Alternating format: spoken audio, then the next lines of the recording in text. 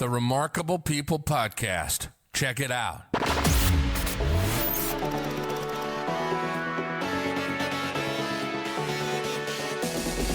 The Remarkable People Podcast.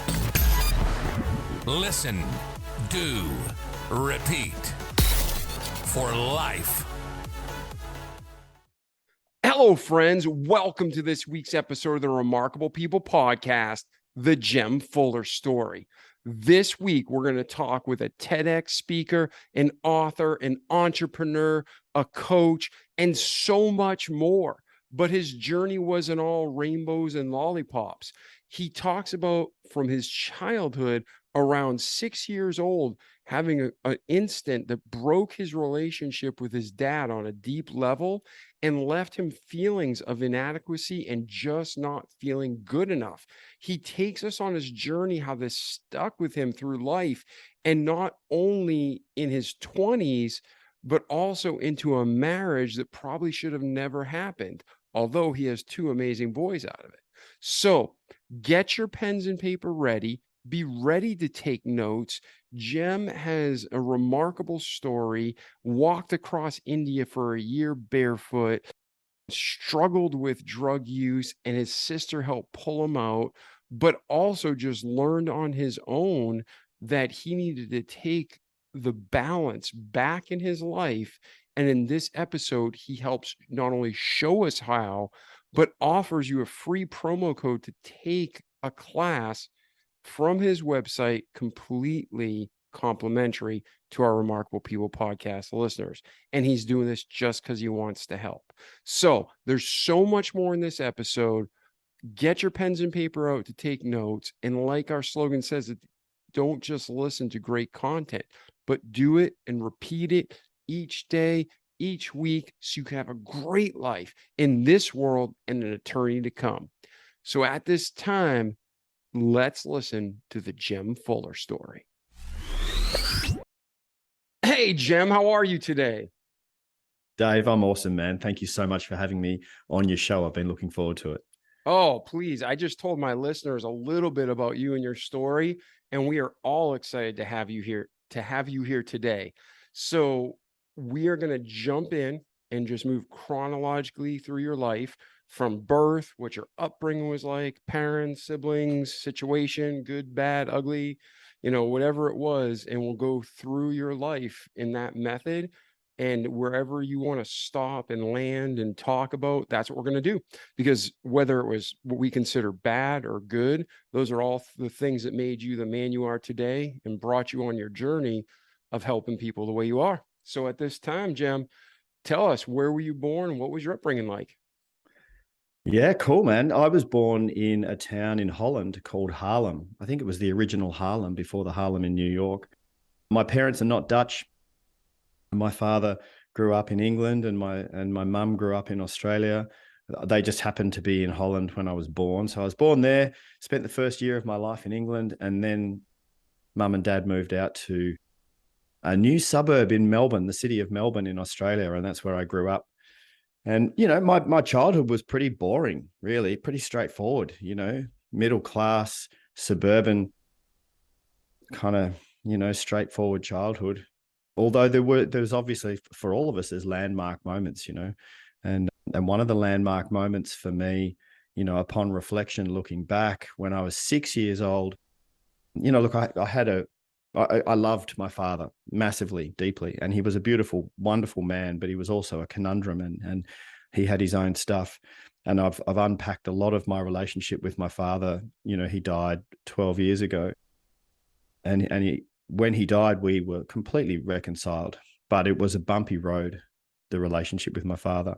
Anyway, when I was 6 years old, he lost his temper with me, and he kind of threw me around the bedroom and beat me up a little bit. And that was a turning point for me as a kid. And I didn't really know or appreciate this until many years later when I was looking back. But that was when I lost my innocence. That's when I really started to question whether I was good enough. And so in the background now, so from the age of 6 onwards, there's this background belief fostering of, am I enough? Am I good enough? Anyway, The rest of my childhood was pretty fun, man. We lived out in there's a lot of land around us, and we rode motorbikes and horses and kind of country style living. And then the next kind of event for me, I mean, I was always trying to rebel. I was always trying to not be my dad. So, I was piercing my ear when I was a young teenager, and stealing booze out of his bar and going out at night and drinking with my mates and that kind of thing. When I was 17, actually 5 days before my 18th birthday, my best friend had an accident on his motorbike and was in a coma. And he was on life support for 10 days. So on my 18th birthday, I was sitting bedside with my best friend. And then 5 days after my 18th birthday, the decision was made to switch off the machines and let him die. That's when I was in my final year of high school. And that one hurt. That really hurt. Kind of sent me in a bit of a spin. And from that point on, then I really was anti-establishment. I really didn't want a part of the system at all. So I finished high school and just took off, man. I just got on a plane and flew to the other side of the world. And then pretty much through my 20s and early 30s, I just became super addicted to travel. And it wasn't just travel to any country. I really was fascinated about getting to places that were as different from where I grew up as possible. I wanted to explore. Yeah. Sorry, man. What were you saying? Oh, no. There was a delay in the line. I apologize. So finish what you were saying. So you wanted to explore and just places different than your upbringing. Yeah. I was really fascinated with different cultures, different peoples, different, landscapes. I just wanted to see, I wanted to get as far away from my normal paradigm as possible, I guess. So most of my early 20s, or actually right through my 20s, was me either in a foreign land somewhere or earning money somewhere else to get to another foreign land. And so that was pretty colorful years. I earned money doing everything from being a fire dancer to a motorcycle courier to a tattooist, kindergarten teacher in Taiwan for a year, a volunteer in third world countries, a laborer on building sites, you name it, whole bunch of stuff. And they were cool, pretty cool years. Came home, fell in love with an Australian girl, and we got married and kept traveling. And then eventually, when we wanted to have kids, we came back to Australia, and we started having kids. And that's when I went, oh, I've got children. I'm a father. Wow, I better get serious now. I gotta raise these kids, right? I've got to put food on the table. There's responsibility now.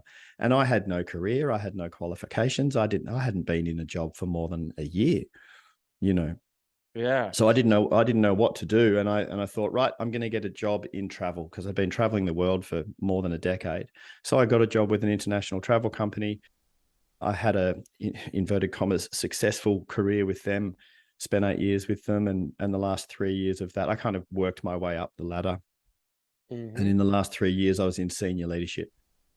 I had 150 staff. My part of the business that I'd bought into was turning over $100 million a year. And, so lots of numbers on the spreadsheets, lots of pressure, corporate pressure to drive net profit growth, like quarter on quarter on quarter. In fact, month on month, we reported. And if you weren't growing net profit growth, you're in trouble. So this pressure to just continually keep growing this profit pushes people away. Well, it certainly pushed me away from my core values. And, I was work hard, play hard. I was drinking way too much booze.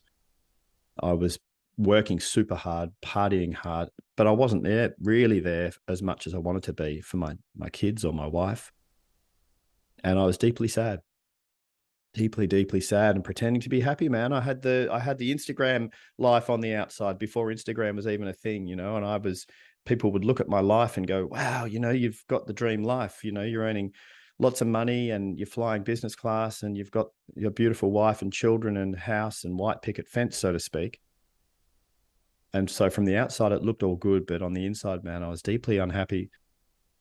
And unfortunately for the marriage, it all went too far south to the point where we couldn't rescue it. And then I had my midlife awakening, I call it. Most people call it a midlife crisis, but in my early 40s, I lost my job, lost my marriage, lost my home, I had to sell everything. I was deeply in debt. All I got to keep, which was the most important part, was my two boys. So my ex-wife and I went into week on, week off. We still do week on, week off with our young men. They're 18 and 16 now. So those two boys, because I hit rock bottom, man, proper. And having those two children there was the little tiny piece of glimmering light that I could hang on to and say, I've got to get it together. I need to get my act together. And so I began this reparation of my relationship with myself. I really went to work on myself. This was 9 years ago now. And ever since then, I've created a daily practice of self-love and self-care, which has made me a better person, which has made me a better father. I started my coaching practice 9 years ago and have since then, created some really healthy habits that have helped me, create the success that I've created now. Super stoked to say that I get to, feed my children and create wealth doing what I love, which is coaching and running leadership retreats around the world, published author, TEDx speaker, blah, blah, blah, all the cool stuff. So that brings us to here now, man. And I'm coming to you from the studio that my partner and I have built. And so I've been in a beautiful conscious relationship with my other half for 7 years now. We're a blended family. We've got 4 teenagers between us. And it's the life I always hoped was possible. The level of consciousness in my relationships now, the conscious love that I have with my woman, my relationships with our children, with my mum, with my other siblings, really, really quite incredible. And just one last thing I want to add in there, because it was a big part of this whole journey, was that 12 years ago, my father died of a brain tumor, which we knew was coming. So that was, it was still death and it was grief, but it was kind of okay because he was the next generation above and we knew that it was coming. But 4 months after my father died, my youngest brother, who was 30 years old, had moved home from Canada. He'd been living in Canada and he moved home to look after mum and died on his motorbike 4 months after dad died. And that one hurt. That one really, really hurt. That was super hard. And that was a pivotal part of the whole story as well, to really understand grief, losing our younger brother. So suffice to say, man, I don't ride motorbikes anymore. That was my thing. I used to ride motorbikes everywhere, and I don't ride motorbikes anymore, mainly for mum, because she'd probably have a conniption if I was riding a motorbike. But yeah, man, there's a bit of a nutshell of the story. Yeah, you went through a lot, and normally we take breaks along the way. So I'm going to do my best to remember and to break it down. So when you grew up, you did have siblings. How many brothers and sisters did you have? So I'm the eldest of 4. There was 4 of us. And Okay. like I just said, the youngest one's not around anymore. Yeah, and I'm truly sorry for that. When you were all growing up, were you guys close? Was it distance? Super close. Okay, good. Well, yeah, I mean, closer as adults, actually, because, I was 8 years older than my youngest brother. So by the time he was 10, I was gone. Mm-hmm.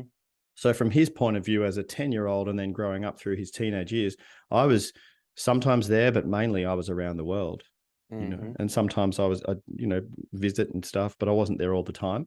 But then as we all became young adults, we were super close. Now, did your siblings have the same relationship with your father where they had that, maybe some abuse or disconnect, or did they have a different experience? Yeah, different. Yeah, I think they had a different childhood experience to a certain degree. I was the eldest and dad was trying to figure it out, right? None of us know how to be a parent. We just kind of figure it out. Although he was the same father.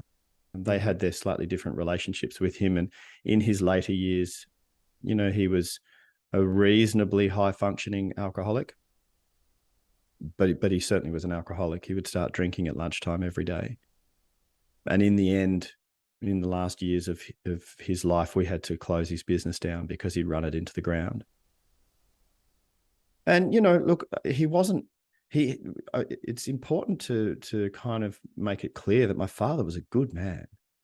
You know, he was a good man. He was on the church council. He was a dedicated Christian. He was the secretary of the Rotary Club, which is a community club that does good in the community, raising money and all that sort of stuff. And if you ask other people outside of our family what they remember of my father, they'll tell you that they remembered a kind, caring, wise man. Yep. You know, but we all see the different sides. Yeah, in well. life, there's always, you never know what goes on behind closed doors. And just because somebody has a struggle, it doesn't make them a terrible human. But at the same time, if there's struggles in a particular area that you had to grow up in, it makes it tough. So how did the alcoholism affect your childhood personally? Like, and what did you do to learn to deal with it? Like, did you have any coping mechanisms that you'd want to share with the audience that may help them? Or maybe looking back, you're like, I wish I used this coping mechanism that I learned in my adulthood. Yeah. Look, I wish I knew how to practice self-love, self-care through affirmations and meditations, that sort of stuff, because I had in the background, subconsciously, I had created this belief that I wasn't good enough for my dad. And as a young boy, all you want to be is the good enough for the man on the pedestal, good enough for the hero archetype.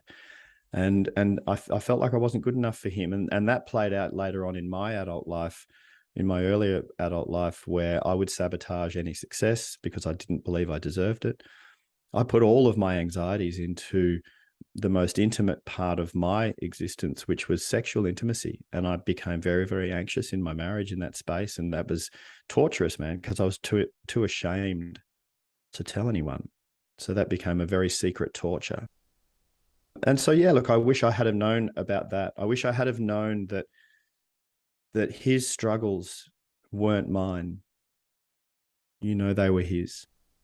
But it was eggshells, dude. Like I grew up on eggshells because I'd walk through the room and I'd never know what mood he was going to be in. And if I walked through the room that he was in and he was, sitting on the couch watching TV and having a drink, and if I walked through the room and I wasn't smiling and looking happy, he would clap his hands twice. He just did these two claps and would bark the order at me, smile.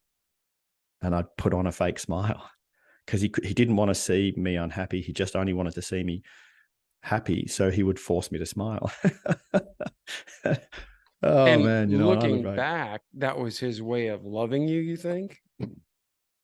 No, that wasn't his way of loving me. That was his way of dealing with life. His way of loving me was fully supporting me. And, because I wanted to be an actor and I didn't want to go to university and I went to drama school, and he fully supported that. I wanted to start riding motorbikes and my mum was terrified and didn't want me to. And he supported that. He helped me get my first motorbike. He supported me in many, many ways, So no, he loved us really well. He would take us around the world. He would take us, skiing and snowboarding and, on holidays, camping and hiking adventures and, lots of wonderful stuff. So you feel like when you were 6, he had an outburst like every father has at some point, aside from God. Yeah.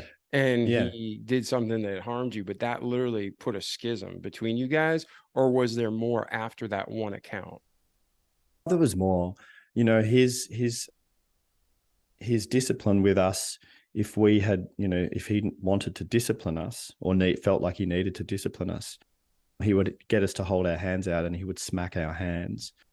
So it was kind of mild physical discipline, but it was still scary. I was scared of him when I was little. And so there was stuff over the years. I think there was stuff over the years, and I never stood up to him when I was a kid. My younger brothers stood up to him. That when they were young teenagers, they would stand up to him and say no, whereas I never did. And I, growing up as a kid, I was a really sensitive boy, a sensitive child, but I always got told, suck it up, man up. Don't cry like a girl. Be tough, And if I showed emotions, he would get angry at me. So I didn't know how to be because I was naturally emotional and sensitive, but I was told that was wrong, not to be like that, and I think this is quite a common cultural indoctrination for our young boys. I know in the States and here in Australia, culturally, people Yeah. still say that to their boys. They still tell their boys to suck it up and man up, which has its whole, repercussions to us as a society. Yeah, there's definitely a balance. I mean, we don't want to grow men with no backbone, but we don't want to crush men either who are developing into a man who are sensitive. So there's like the Bible says a false balance is abomination to the Lord. So everything Yeah. needs to be in balance, Yeah, so true. So when you were in your 18 and forward, you're traveling, you're seeing the world. Did you always have a sense like you needed to prove something to accomplish something on your own? What were you thinking during those years, and how did that relate to that relationship with your dad? Yeah, it's a good question, Dave. I guess subconsciously there was always seeking approval, for sure.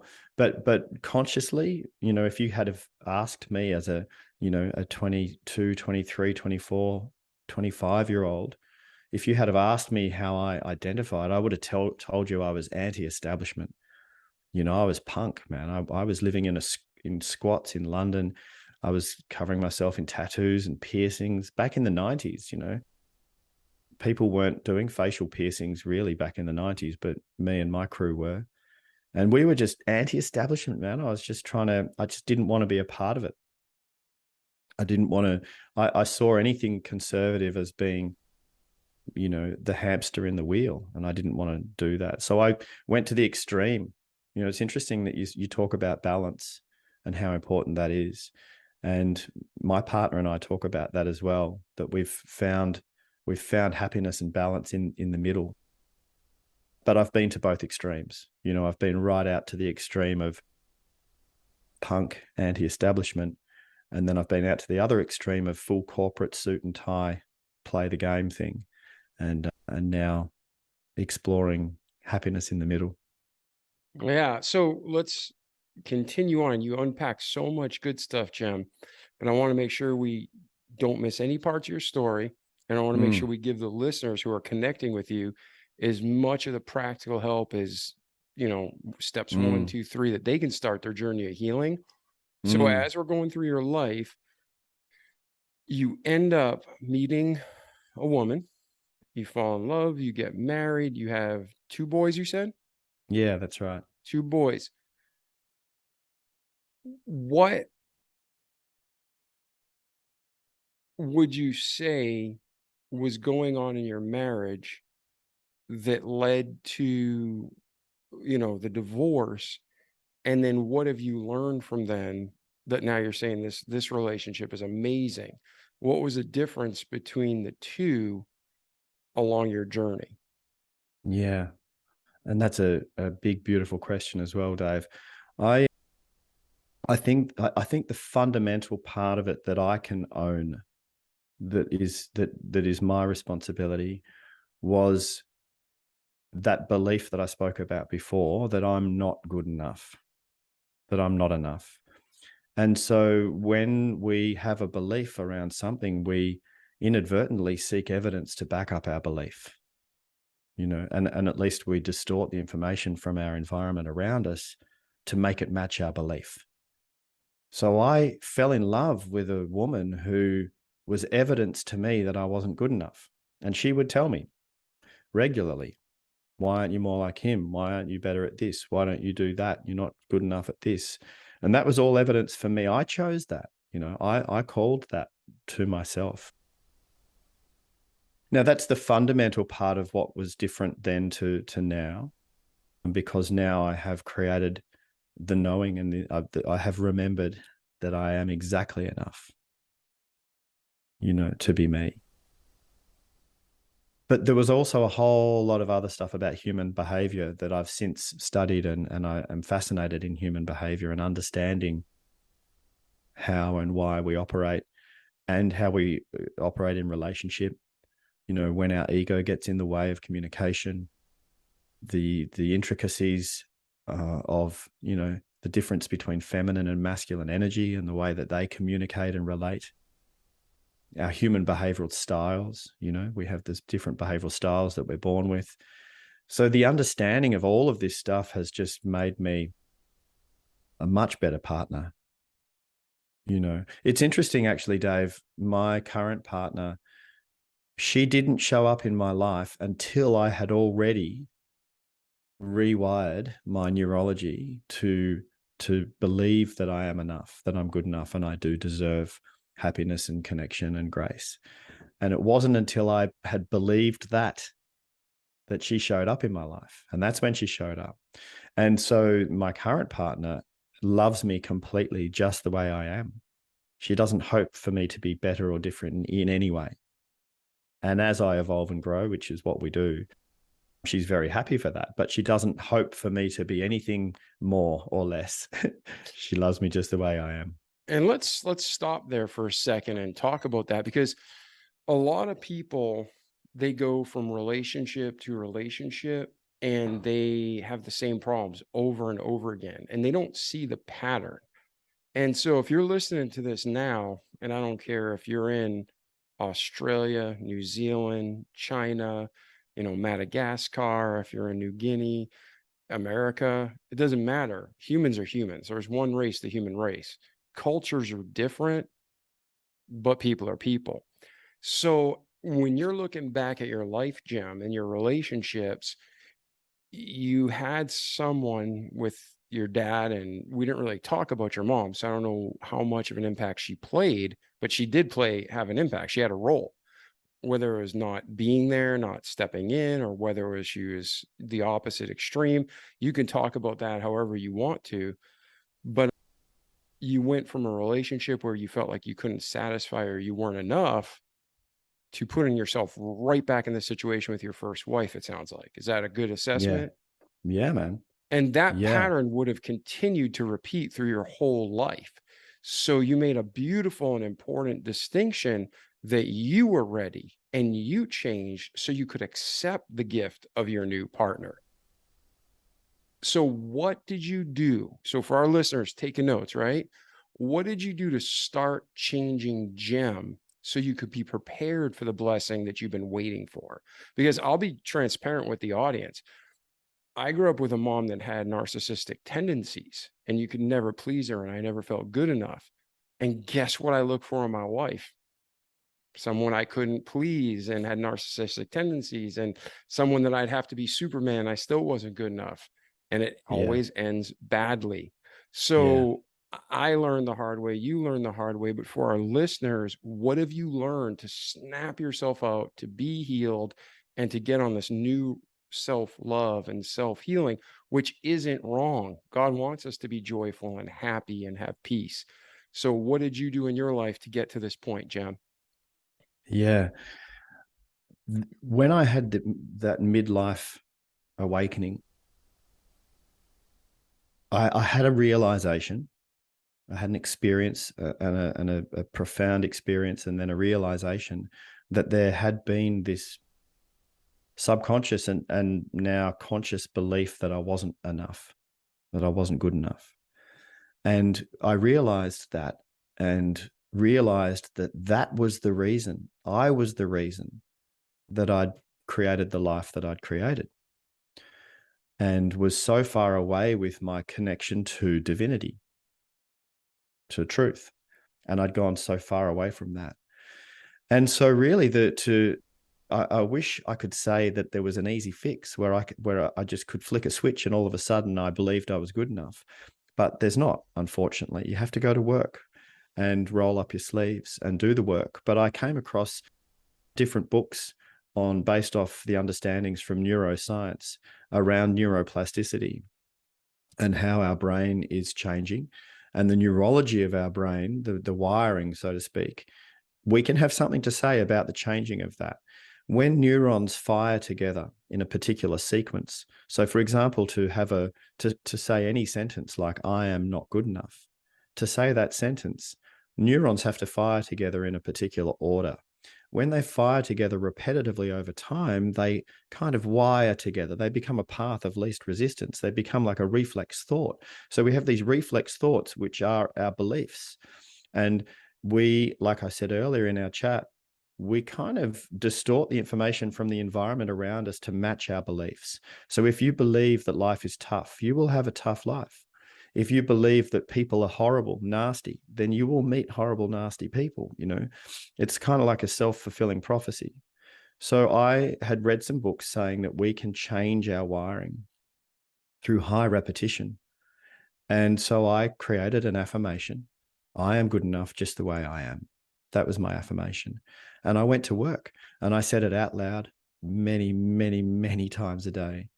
And it didn't even start to create a belief for at least 6 months, but more about 12 months, the first year of doing this. And then I started to believe it.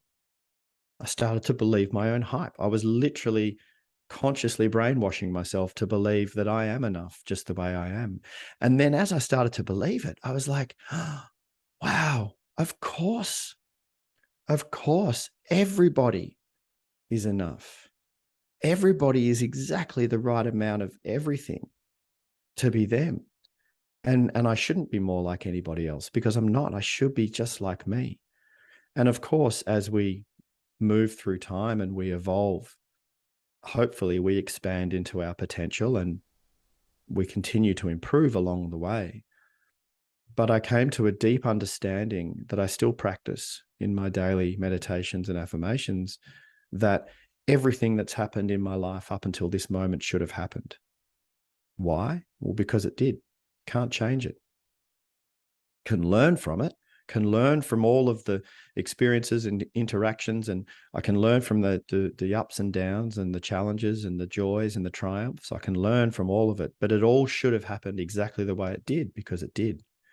And so here I am in this moment chatting with you right now, Dave, and I'm exactly who I'm supposed to be, and this radical self-acceptance, which is a habitual practice. You don't just kind of understand it intellectually and everything's okay. It's a daily practice of radical self-acceptance is liberation. For me, it's been liberation anyway, because when you are completely loving of yourself and accepting of who you are, then you are connected to something spiritual. Then you're connected to something beyond yourself, because it's our ego that gets in the way, that creates the separation from the truth. And the truth actually is that we're all one. We're all part of the same field, right? We're all part of the same universe. And we forget that. I forgot that as a younger person. And so for the last 9 years, it's been really beautiful to vibrate and resonate in the truth that I'm a part of something much bigger than me, to get out of my own way, stop making it about me. And now I can serve. Now I can, do the good work that I do. Yeah. And if you're listening to this and you're hearing Jem say, oh, if I say it enough, it's going to come true. There's a lot of truth to that, because if you've ever done the experiment, like if you're miserable, like absolutely miserable right now, listen to this podcast. Thank you for sticking with us, right? But I want you to just smile like crazy smile, and just hold it and keep smiling. Look at yourself in the mirror. And not only will you probably laugh because you're looking at yourself crazy smile in the mirror, but you'll actually start feeling better because your mouth moves, your physiology moves, and then your brain starts connecting synapses of, oh, face equals smile, release happy chemicals. So yeah, like if you're watching this episode, me and Jem look like crazy guys right now, but it's true. There's a physiological connection to the psychology, to the spirituality. Everything's connected. So it's such a great example. Yeah. So by repeating these affirmations, some people have never heard this before. Some people are like, they practice it every day and they know it works. Some people are like, man, I know a crazy lady who does that and I don't want any part of it. Listen, there's, again, balance, everything within balance. But what Jem's saying is so true, that if you repeat the good truth, I mean, don't go say I'm a skilled heart surgeon and go cut somebody open. That's bad. But when you're having this self-love, like I am worthy, I am talented, I am good, I am wealthy, whatever it is, you're counting the good, counting the blessings. And like Jem said, for him, it took 6 months. For some people, it takes 6 days. For some people, it takes a year, but it will catch up because, when you're following God and you're faithfully pursuing him, you reap what you sow. So if you're sowing good, good will come back. But if you sow Yeah. trash, if you sow evil, that will come back too. Yeah. So, Yeah. Yeah. so, It's so so, true. And, yeah, it's interesting because I think that what you just said then, Dave, around, what you sow is what you will reap.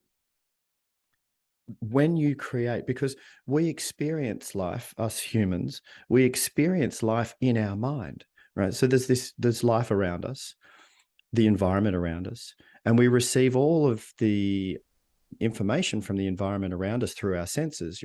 This we can see and hear and touch and taste and smell, and then we represent all this information in our mind. So our connection to God, if you want to use the word God or universe or life, our connection to life is experienced in our mind. And so the quality of our mind matters. Yeah.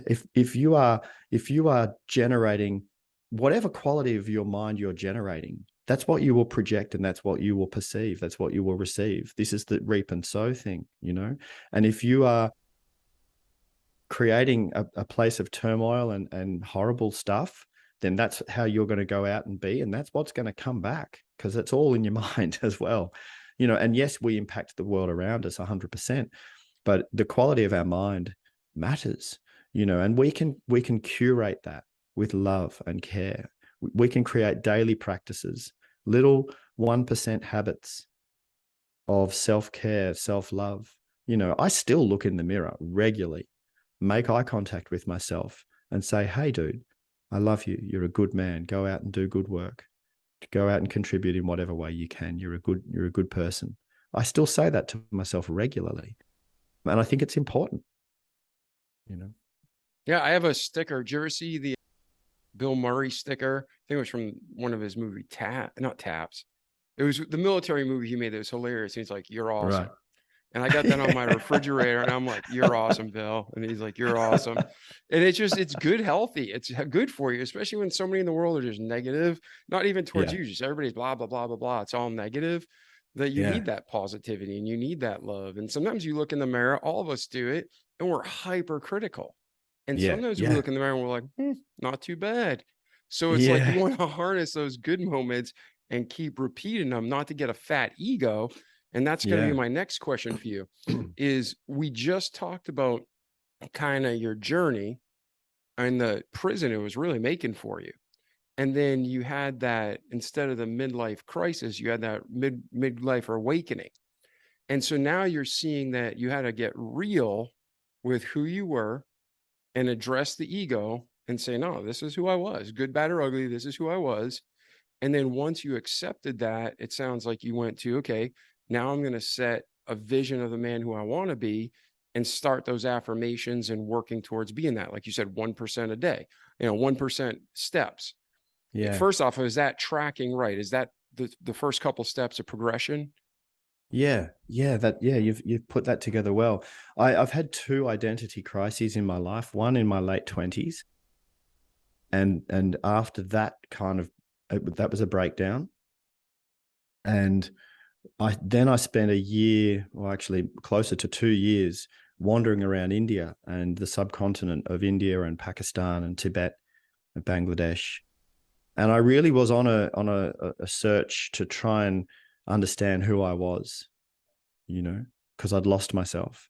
That was in my late 20s, and then again in my early 40s, similar identity crises. And what I've found out is that when we identify with our vehicles, so our vehicles are our job, our career, our hobbies, our relationships. So we say, I am her husband, or I am their father, or I am a coach, or I'm a bus driver, or I'm a surfer, or whatever it is. When you identify with those vehicles, when the vehicles aren't there anymore or aren't working very well, your sense of identity takes the hits. If you've identified as my children's father, I'm a father, and then when that relationship is struggling, when you're going through tough times, then your sense of identity is going through tough times. Or if you've identified as a piano player, and then you have an accident and you can't use your hands anymore, then you don't know who you are. You're like, if I can't play the piano, who am I? Right? Because we identified with the vehicles. So I thought, okay, well, if I'm not going to identify with the vehicles, what can I identify with? Who can I choose to be each day? And I thought, do you know what I'm going to do? I'm going to identify with my values. So if you were to ask me now, Jem, who are you? I would tell you, well, really, at the essence of all of it, I am a kind, caring, open-minded, loving, action-taking, generous man. That's how I identify. So there's some of my core values: kindness, generosity, open-mindedness, love, care. These are my core values. And so this is one of my daily mantras that I say out loud each morning. I'm a kind, caring, generous, open-minded, loving, action-taking man. That's my sense of identity right there. And no one can take that away from me. That can't be taken away. And I can choose to do my best to show up like that in the moment each day, right? Because the past doesn't exist anymore. It's gone. And the future is only existing in our projection into it. You know, as you know, Dave, there is only this moment. Only this moment. And the quality of my character and how I show up in this moment, that's the truth of who I'm choosing to be, you know, and that feels good to me. So yeah, that's a part of it. Yeah, and we don't want to go too deep and drive people insane or get into the theories of space and time and relativity. But what Jem just said, if you haven't really slowed down, you know, I think in most countries, not just America, we're born, we get put in school, we're driven hard to be in school and to learn and to perform. We get homework when we get home because it wasn't enough being gone for 12 hours or 8 to 10, 12 hours, depending on your schedule. Now you come home and do more work. And then we go off, whether it's to the workforce or to university. And then we go from there to having families and raising them. And then we have to provide. Like we start off this interview with Jem and he's like, you got a wife, you got kids, you got to provide, right? And then when you finally get a chance to slow down and breathe, that's when most people, not just men, have midlife crises. It's because the first time you had to take a damn break, breathe, and say, who am I really, or what do I want? So wherever you are in the world, what Jem is saying is super ultra important. Now is the present. And this is the gift. It's like getting a present. It's a gift. It's a gift from God. We can learn from the past. And even the most horrible thing, God didn't cause that. God made everything perfect for us to be happy. Satan's the bastard that screws everything up. He's trying to cause misery and chaos. So if you don't understand that, there's a huge step. But now, when we're here, we want to plan ahead like we're going to be around for 50 years, but we have to live for today. And again, it goes back to balance. So what Jem's sharing with you is finding that balance where, yes, I'm going to be responsible and planning for tomorrow, but I'm also in the presence of today and just finding peace in it. Because there's always going to be betrayal. There's always going to be pain. There's always going to be heartache. But there's also going to be joy and love and kindness and the ability to share with people. So when you're looking, Jem, at today, what kind of advice do you have for our listeners with all the distractions and all the things pulling at them to stay in today? I know you already mentioned you start your day with affirmations, but what are the things, if you were given, hey, try these 5 things, what are things, or 3 things, or 10, whatever you think, but what are some things our listeners should try to get that balanced, peaceful life? One of my favorite, and it's deceptively simple, but it's so powerful to create this habit. One of my favorite practices, I call them pause moments, right? And I'll talk to how to create a habit in a sec. But before I do, just pause moments. Very simply, stop what you're doing, pause, even just for 3 to 5 seconds, just pause and take a couple of breaths, right? It's that simple. Now, I like to add a little piece of mindfulness into that. And mindfulness is very simply the attention to the present moment. So just noticing what you can notice in the present moment.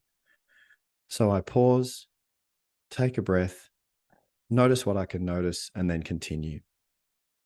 I heard about this at the Global Mindful Leader Forum in Sydney, Australia in 2014. And there was a meditation teacher from the States.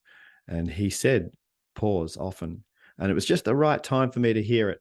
You know, I probably have heard that advice before, but on that day with this particular man saying pause often, I took it and I thought, I'm going to create a habit around that. So you can pause in between tasks. Maybe you've just finished a meeting and you're about to go to your next meeting, pause between the two. You're going to make a cup of tea and you put the kettle on, just pause before you put the kettle on. Or you're on the way to the car to go and pick up the kids from school. On the way to the car, stop, stand still, pause, take a breath, and just notice. This habit that I've formed has become the most wonderful little micro recalibration back into the moment, because we get so carried away, right? You wake up in the morning and your alarm goes off and it's quick, and get in the shower and get ready, get the kids off to school and get the lunch boxes packed, and then you're racing to work, and then you've got a meeting, and then you've got to go to the shops, and you've got to go and do a supermarket shop. The day is just busy, and then you're cooking dinner, and then everyone's asleep, and you do the dishes and clean the kitchen, and you're like, oh gee, wow, right, go to bed, get up the next day and do it all over again. We never pause. Right. Apart from sometimes to sit down and watch Netflix, and that's just kind of numbing yourself from the moment anyway. So these pause moments are like little moments to recalibrate and come back to your place of equanimity, to your calm center. Right. Now, to create a habit, and James Clear in his book Atomic Habits, which is doing really well over the last few years, he talks about this as well. I kind of came across, he calls it habit stacking. I came across this many years ago somewhere else, and I call it habit association. So you take the new habit that you want to create, so say pause moments, and you associate it to an existing habit. So brushing your teeth, say, for example, we all brush our teeth twice a day, right? So you get a little sticky note and you stick it on the mirror in the bathroom next to the toothbrush that says pause. And so every time you go to reach for your toothbrush, you pause, you take a pause. What happens is over time, neurologically, you associate those two things together. So you reach for the toothbrush, you don't have the sticky note anymore. You just automatically pause. And I had sticky notes all around my house, Dave. I had them next to the coffee machine. I had them next to my toothbrush. I had them on my laptop saying pause. And so now I've created these things. When I open my laptop, I pause. When I go to make a fresh coffee, I pause. Brushing my teeth, I pause. So I've created habitual moments to pause. So that's only one. You said a few. Pausing. Oh no, and it's not. Don't feel yeah. pressure. Don't feel pressure. I'm just saying, like, for the people listening, what are some things they can try? Because you and I know we've heard 1,000 things, but what stuck is what you're talking to us about. But there's probably techniques that may not work for you, but may work for somebody else. So we're just trying to say, in Jem's life, what worked, and let our audience try it. Let me try it. Let's see if we can, be free. And you're reminding me with the sticky notes. If I can find that, I'll put a link in the show notes. And I don't want to butcher his name, but there's a great MMA fighter, Bass Rudin, and he used to put sticky notes all over his house with the moves. And when he saw it, he'd remember, okay, I got to practice that move. And he even had him with his wife, where he'd throw her in rear naked chokes and stuff. But the guy became a world champion. Making these associations, making these connections, it really works. It works for everybody. I've got another one. Go. I thought of another one. Gratitude. The conscious act of gratitude. Before, when you were sharing about how you can kind of reverse engineer your state of being. If you put a smile on your face, you're telling your brain to send out the happy chemicals, right? That's the same with gratitude. When you practice gratitude consciously, it changes your physiological state. The chemicals come out and you feel good. So, every night before my family, we say what we're grateful for. Grateful for the food, grateful for the person who cooked it, grateful to have a roof over our heads. I've actually created that to be habitual. I'm saying that I'm grateful a lot. My friends and family probably think I'm a little bit too heavy on the gratitude, but it works, man. It feels good, And yeah, I spent a lot of time in India, and I still go to India and run leadership retreats in the Himalayan mountains. And I know some people who are very close to me who have not much at all, man, like almost nothing. They're poor and they're happy. Mm-hmm. And they're happy. And I was wondering, how can you be so happy when you really don't have much at all? And they're grateful, So they express their gratitude on a daily basis for just the little things. And that's the source of their happiness. So yeah, gratitude's a good one, I reckon. Good, man. Yeah, you can never be grateful enough. And even our meals, some people think you're praying for your food to cleanse it. It says in the Bible that it's not what goes into the mouth that corrupts you, it's what comes out. So it's our hearts, right? You're supposed to be thanking God for the food and being grateful for the bounty and the blessing and the provision. Yeah. All right. Well, we've been kind of jumping back and forth through your life, but from birth through today, Jem, is there any area that we skipped, missed, went too fast over that you want to dig into that, this really has value? Like, you talk about your book, The Art of Conscious Communication for Thoughtful Men. Is there anything in here that you want to talk about before we transition to where's Jem today and where are you heading? So now we can help you get there. Yeah, sure. Yeah, I think something that's worth talking about is that a lot of our human suffering exists in the illusion that we're separate, right? That I'm a separate entity to you. I'm separate to life around me. I'm separate to God.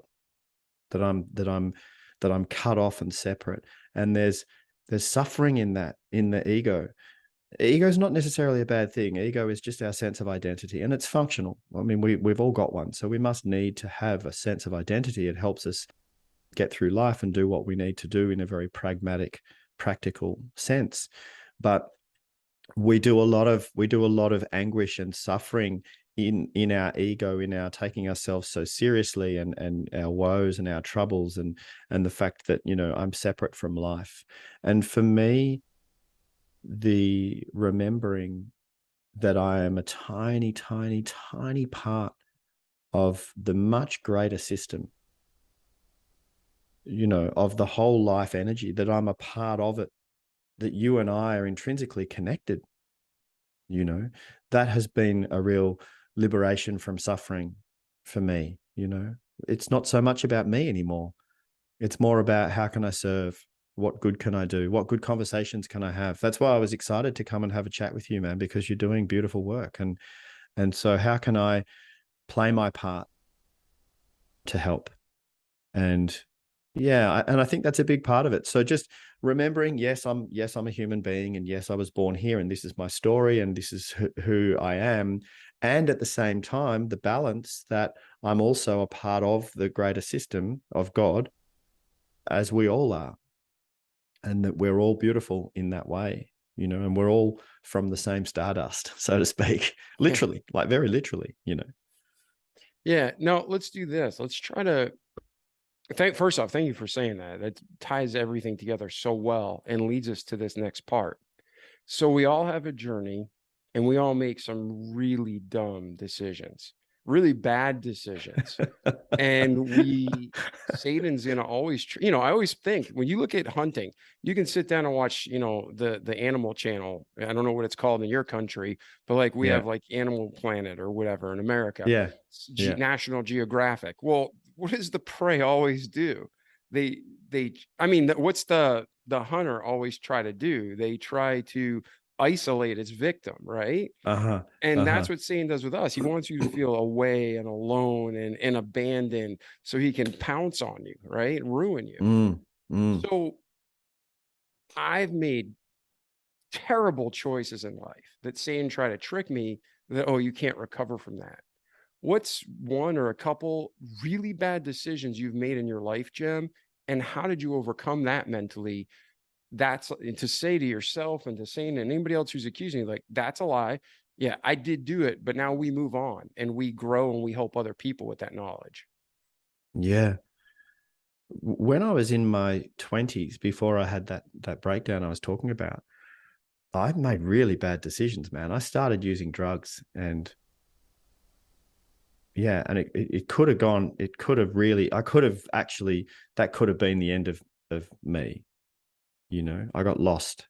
I was really lost and deeply sad. And my sister was my angel in that time. My sister was living in Europe, and she flew to London, and she saw me and I was a mess. And she said, "Jem, what are you doing?" And I said, "I don't know. I've forgotten." I felt separate. I didn't communicate with my family. My fiance had left me. I was alone and lost. And anyway, my sister turned up and she said, "Hey, remember you were saving up to go and travel around India again?" And she said, "I'm going to be there in December. Why don't you get a ticket and let's meet up?" And she kind of helped me. And then I went to India again. And that's when I had this year of walking barefoot around India and seeking my sense of spiritual connection again, my sense of reconnection to God. Yeah. And that was that year for me of healthy living and lots of yoga and meditation and cooking on a fire. And, it was a beautiful, beautiful year. But I can't remember how we got onto that. You asked me a question and I kind of No, I was got to talking that. about like decisions we make that are bad, and Yeah. in our mind, Satan tries to convince us that you'll never recover, but that's a Yeah. That lie. was the drugs. That was the Anybody can drugs for me. recover Yeah. from anything. Like there might be consequences of our actions, but there's always freedom and peace. Yeah. So Yeah. what are You some can things that you've recover. had? Yeah. So like drug use, you got in deep. Yeah. How did you get out of that? What was the journey like? Good, bad, the ugly, and what are steps that somebody listen now could take to say, I don't need to go to India for a year and walk barefoot. That's Yeah. cool. That's what Jem did. But what can I do Yeah. right here in Okinawa, or what can I do in Kansas to get Yeah. through this? Yeah. I think that if when we make bad choices and we start to become stuck, and whether it's drugs or alcohol or pornography, or you get stuck in something that's not good for you, not healthy. And if you are stuck there, I think it's because, now I might be wrong, I don't know, but I think it's because we don't believe that we deserve a clean, healthy, happy, connected life. We don't think we deserve it. So we're doing terrible things to ourselves because we don't think that we're good enough. So I think if you can just somehow create a daily practice of self-care, like we were talking about earlier, if you can just have a sentence written down next to your bedside table, and you wake up in the morning, and even if you're feeling desperately depressed or sad or wherever you're at, if you can just force yourself to read out this one thing, I am connected to life. I am worthy of love. I am enough, right? If you can just read that out each morning, I believe that gradually, day after day, you will slowly start to remember that you do deserve grace and happiness and love, I think. Well said, my friend. So when people are saying, okay, I'm going to work on me, what's your schedule look like? They don't have to have a schedule exactly like you, but give them a sample of what's your daily morning schedule look like that you work on you. Mm. So I get up earlier. I wake up earlier than I need to. And I wake up, the first thing I do is mindfulness meditation. And so mindfulness meditation is quite simply an attention to the present moment, like I mentioned earlier. You can have a guided meditation. I've even got a mindfulness made easy course. Let's give it to your listeners if you're okay with that. We can put a Yeah, coupon code in the show 100%. notes. They can have it, man. Rather than pay for it, I don't want money to be the obstacle for people who want to make a better life for themselves. So I've got an introduction course we can give to your listeners. So every morning I meditate for 20 minutes. And then while I'm, getting ready in the, having a shower and whatnot, I do my affirmations. So about 5 minutes of affirmations. And then depending on the day and my schedule, different forms of exercise. So whether it's a run or a walk or a weights session in the gym, different forms of exercise. So that's my kind of morning routine. All right. And like start to finish, how long does that usually take you? Like what do you dedicate to that each morning roughly? Half an hour to meditation and affirmations, and then 45 minutes of exercise, which will fit somewhere in the day. That doesn't have to be first thing. If I've got an early podcast, like for example, with you this morning, I had to come into the studio early because you're in the States and I'm here in Australia. So it depends on my schedule. And we've got 4 teenagers that we all go to school and, Yeah. doing all the family stuff as well. So the morning is half an hour before anything else starts. I've got my half an hour of meditation and affirmations, and then exercise somewhere where I can fit it in. Yeah. And again, you're focused on body, soul, spirit, every part of it, not just one. Awesome, Yeah. Jem. We'll put a link to the show notes to that free class. And that way people can connect with you, sign up, be part of your mailing list, and then get that. Thank you for that very generous offer. What about where are you today? Where is Jem and where are you heading? How can we help you get there now? Yeah, that's beautiful. Thank you for asking. I'm in a wonderful place in my life. I'm really excited to have become a published author, and that book that you mentioned, The Art of Conscious Communication for Thoughtful Men. It's for anybody. I'm having women around the world who are emailing me and saying, "Thank you so much for your book. I got a lot from it, and I'm now passing it on to my husband or brother or son." And that's wonderful. And the TEDx talk that came out with that. I've been running conscious leader retreats in the Himalaya and Bali up until COVID. And now that where the restrictions are easing and we can travel again, so those retreats are starting to happen again. I love those retreats. They're really a beautiful experience for people.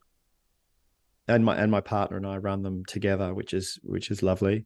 And I'm making some really cool connections in the States, man. I'm coming over your way in October this year to come and meet. I've got representation over in the States now, a literary speaking agency representing me, and some cool connections with various different people who are doing good work, and I'm on this mission as well, like you. And it's one of the things I love about being a podcast guest is that there's a lot of podcast hosts who are on a mission to do good work and spread light and love and try and make the world a better place. I don't consume mainstream media because it's also negative, and I just don't want to see it. And I know there's a lot of terrible stuff going on, but I just don't want to consume it. So I don't watch that. I would rather spend my time with people like you who are positive and trying to do good work, So yeah, man, my life is pretty wonderful. We live down the coast here. We live in a small surf town, and my kids and I surf, and we spend a lot of time in the great outdoors. We camp a lot and hike a lot. So very connected to nature and doing this beautiful work. I didn't even say what my bread and butter is. I'm a leadership coach. So I coach executive and senior leaders in government departments, private organizations, not-for-profit organizations, a lot in the health sector. So I coach leaders, and I feel really lucky, man, because they engage me as their leadership coach, but then I get to help them become more conscious as humans and help them communicate and do good work more effectively as well. Now, talk about that then for a second. A lot of people hear about executive leadership coaches all the time, but let's take a second because we have a lot of business owners and entrepreneurs from all around the world who listen to our show. What does working with you look like? Like, what would someone expect if they contact you through your website? Again, all your information's in the show notes, but go ahead and share the best way to contact them, for the best way for people to contact you. And then Yeah. what does leadership coaching look like? Like, what should they expect? Yeah. So so the best way to contact me is through my website, www.jemfuller.com, and just fill out one of the contact forms, or just email me, jem@jemfuller.com. So working with me, there's different entry points. So you could jump on right now and go and purchase one of my online courses. I've got a course in resilience or a course in mindfulness meditation. We're building another course in relationships. We've just launched a course in communication for the modern leader. So you can find these courses. So they're entry point engagement with me. Then there's the next level in where you would engage me to run some workshops with your teams. And then the highest level of engagement with me is one-to-one. So I have leaders around the world who've engaged me as their coach. And the regularity of our coaching sessions depends on how much engagement they want. A couple of times a month, once a month, with weekly accountability. So any of my clients that are engaged with me, they hear from me every Monday. They get a message from me, a personal message from me saying, hey, are you doing what you said you were going to do? And that leadership coaching, look, it's tailored for each different person depending on where you're at and how engaged your team is. But essentially, it comes down to your ability to communicate as a leader. Because as a leader, you're wanting to engage a team of people and you're wanting them to thrive. Yeah, you're wanting them to lean into their meaningful work and for you to all create outcomes together that are serving some kind of higher purpose, right? It's not about just making money. If it's just about making money, you're never going to be happy. There's got to be some sense of meaning to what you do, right? So I help leaders communicate that meaning, communicate that purpose, and then communicate more consciously with the people in their teams. So they create engaged teams and they get better outcomes. Now, of course, down the track, you go, wow, we're doing really well. We're turning a great profit. Our company is financially viable, right? But that's a result. You know, if I'm coaching you, that's not the focus. If all you want to do is make millions of dollars and get rich, if that's your focus, I'm the wrong coach for you. If you want to live a meaningful life and create an environment for people in your teams to live a meaningful life that's worthy of something, then perhaps I might be the right coach for you.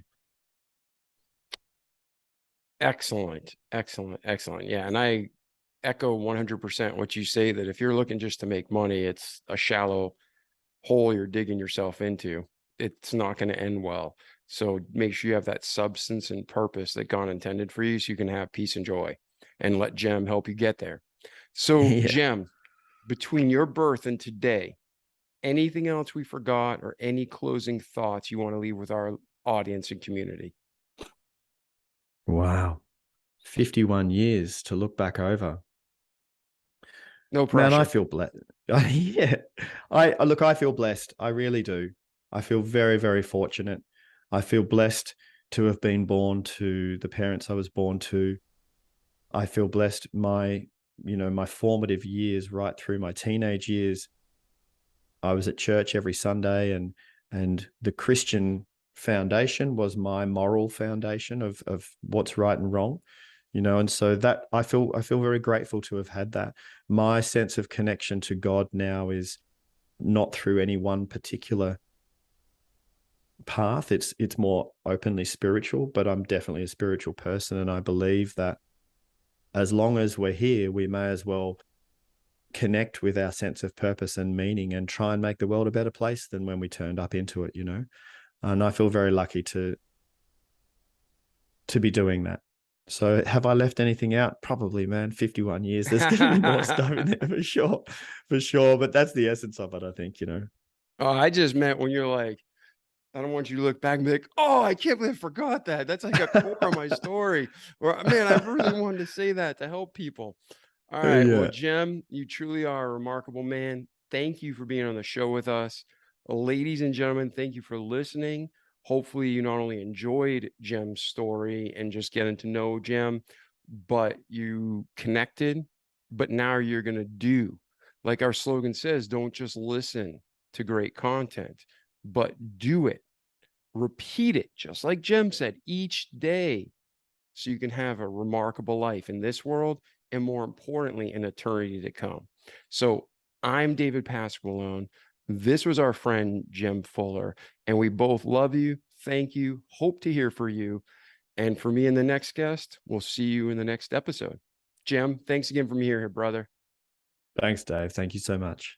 All right. Ciao. The Remarkable People Podcast. Check it out.